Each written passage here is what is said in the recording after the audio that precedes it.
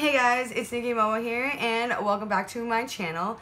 I'm going to be pulling a THERESA's dead moment, considering I need to do a little bit of a story time here. If you guys don't know who THERESA is dead, she is a recent YouTuber that I've been following, and she's quite funny with her story time videos. Unusual / strange things have been happening to her recently, and I gotta admit, the stories that she tells us, what happens at work or on her way to work, is pretty damn good. If you guys don't mind vulgar language, which I strongly don't mind because I think it makes the story a hell of a lot funnier. It also shows the type of person she is. Then her link is down below in the description box. I strongly recommend you following her and listen to her funny stories. She also does makeup reviews along with her story time. So seriously guys, it makes the video a whole lot better. Check her out.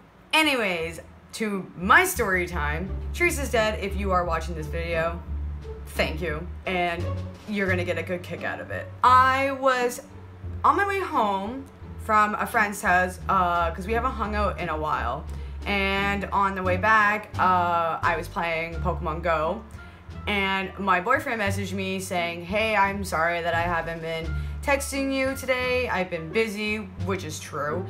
I've been working a lot in late hours, which is true. And I kind of didn't want to reply right away because, again, I was playing Pokemon Go and my battery was at 14%, so I was saving all my battery for Pokemon Go. And after a few minutes of him thinking I wasn't replying, he sends me one last message. When I saw the message, I was like, oh, instead of texting, I'm just gonna call him anyway. It rang 4 times and no one picked up. Then I'm sitting there going, well, he just messaged me, he can be going to bed. So I call him again.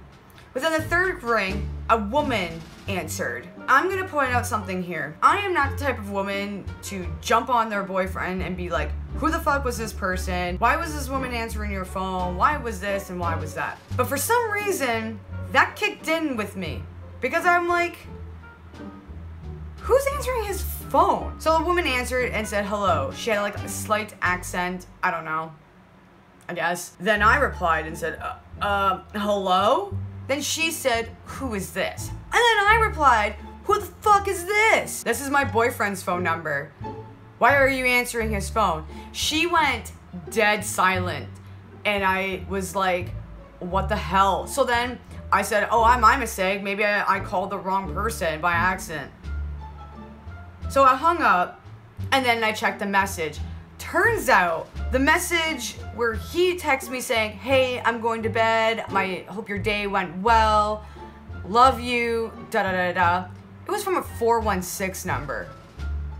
When my boyfriend's number is like a 287 or a 687, I don't know, it has nothing to do with the 416 number. So when I checked the message, it was a completely different number, but it was his message. So then I called him. Hey, did you call me with a message saying this and this and that with a Pikachu hearted picture? Because my boyfriend is obsessed with Pikachu, if you don't know. And he was like, yeah, why? And I said, I don't know, because your message was sent from someone else's phone number. And he sat there quietly on the phone going, how is that possible? I said, I don't know. The number is 416 beep beep beep, and he was like, I don't even know who that person is. And I said, I don't even know who this person is. I don't know what happened. All I did was, as a mature, nice person I am, I decided to text message that woman and say, I'm sorry for being rude on the phone. I'm sorry for calling you late at night. And I'm sorry for whatever got me to call you, but this is why I called you, and I don't know why this happened. She never texts back, so I hope she takes my apology, but it's just, it is the most weirdest thing that's have ever happened when it comes to my phone. So, if you are the woman who got that random phone call at 11:30 at night, again, I am truly sorry for being a really rude person on the phone. Okay, so that is over, and now it's on to the review. If you guys did not see my Instagram post, I ended up getting my hands on the Norvina palette by Anastasia Beverly Hills. All I was doing that day was dropping off papers at my new job. And as in doing so, my mom's like, let's look around, we've got time to kill. And I said, sure, I've got time to kill until around 6:30 because I have a wedding rehearsal. And so we ran to Sephora and I darted my ass all the way to the Anastasia Beverly Hills area, and the Norvina palette was there in stores because I didn't buy it online when it was released. I've been seeing a lot of reviews on this and I've been getting some pros and cons. I've always wanted to own a palette by Anastasia Beverly Hills. I missed the launch of the Modern Renaissance, but if you guys have seen my makeup haul video from way back of like, I think the beginning of last year, and my decluttering video of removing makeup palettes off of my shelf, I did end up purchasing eventually the duped version of the Modern Renaissance palette by Anastasia, and I got this for $15 to $20. Why? Because the palette is super neutral to me. I mean, I can probably grab another palette that's cheaper instead of paying $55 for a lot of matte shades. So I like this casing more than the Modern Renaissance. And as you can see, it's pretty similar. I'll just bring it up a little closer to you guys. But yeah, it's a lot of matte shades. And I think like in this palette, there's about 4 shimmers and there's like 2 additional shades, which I'm totally okay with. This works amazingly well. I haven't had any problems with it, so I'm glad that I spent $15, $20 instead of $55 to $60 in Canadian. And then when I started getting into the makeup community last year, they released the Subculture palette. Mind you, I love the color choice they put into that palette, but there was just so much backlash from that palette. I remember seeing so many YouTubers complain about the kickback that was coming off of it, fallout there was on the eyes once applied to your eyelids. I got the duped version of the Subculture palette from Makeup Revolution, and I have also never had any problems. This is it right here. Bring it closer to you guys. It's got 16 shades and 14. There is no kickback. The quality is amazing. I use this more than I do with the Modern Renaissance. And this was also 15 to 20 bucks.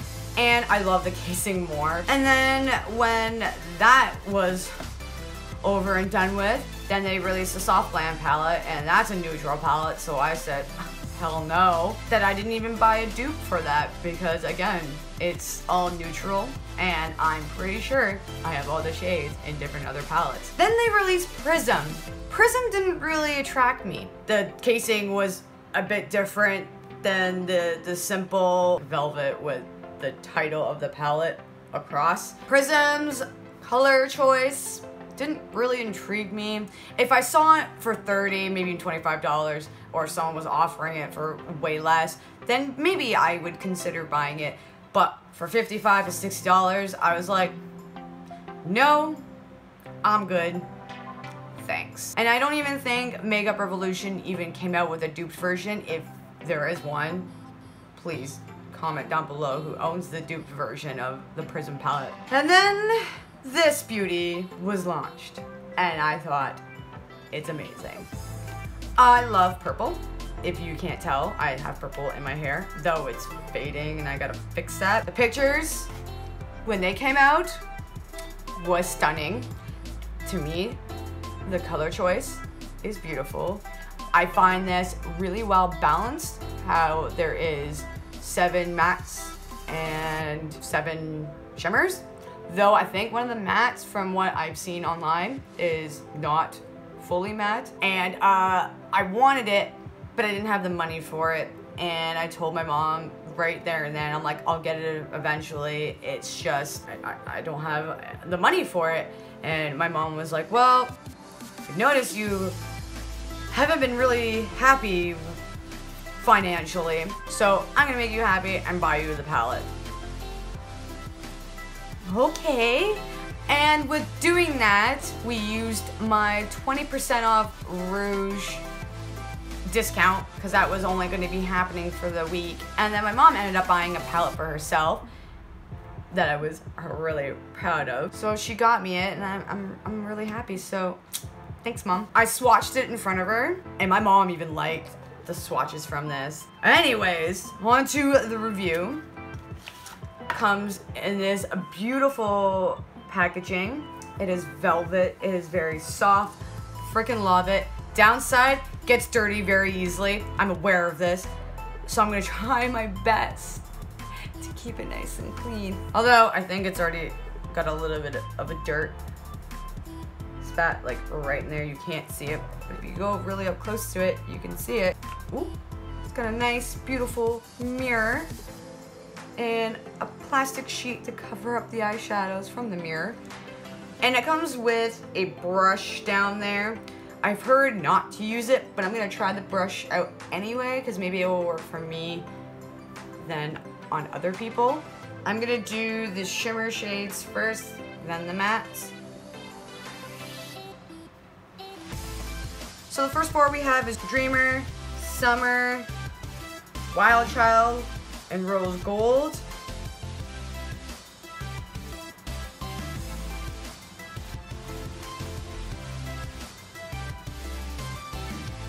Oh my god, they're so pretty. I love Rose Gold, that's a really nice shade. And I love Wild Child, which is the pink one.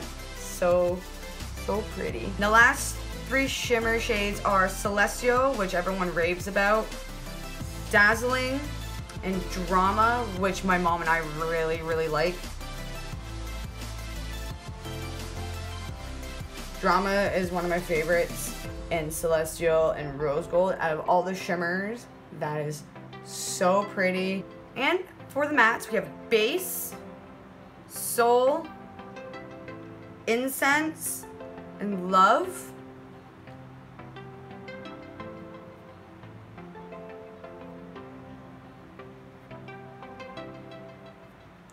I don't know if you can see it, but Soul has kind of some sparkle into it. And the last four matte shades are Volatile, Eccentric, and Passion. Where am I gonna put this? I'll put them up here, if you can see it over the tattoo.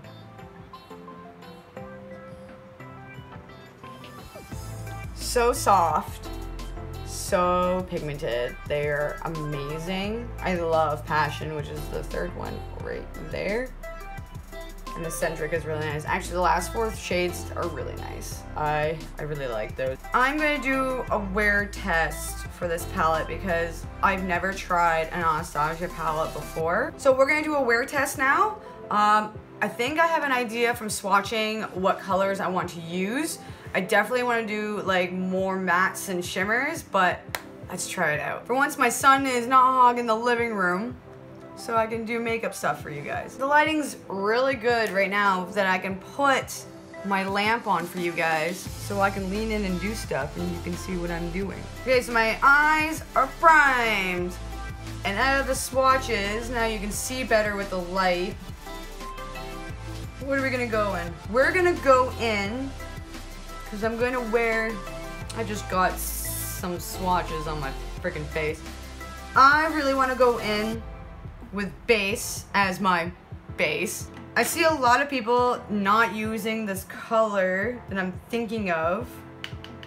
So we're gonna, holy crap. That's a lot of kickback. I totally forgot I need to be gentle with this palette.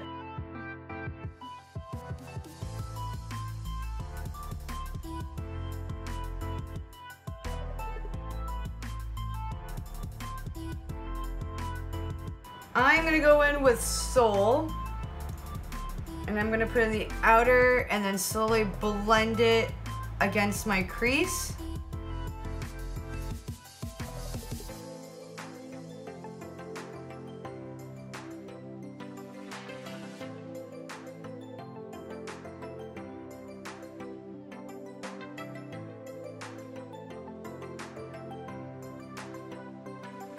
Okay, I really want to dig into Wild Child, which is a pink shade. I'm gonna use my finger for this.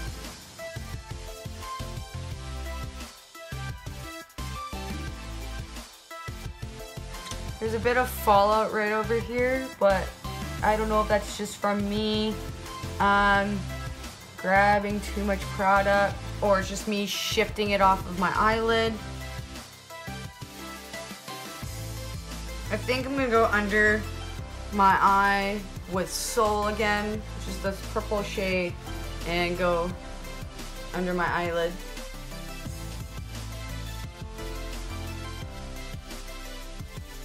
I'm actually gonna go into this pink shade here, Love, and go around the pink along with the purple, just to give it a nice gradient look.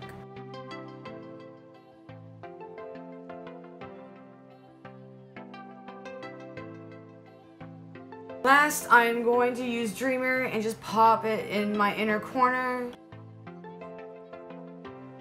I'm going to go pop in the rest of my face off camera, and I will get back to you shortly.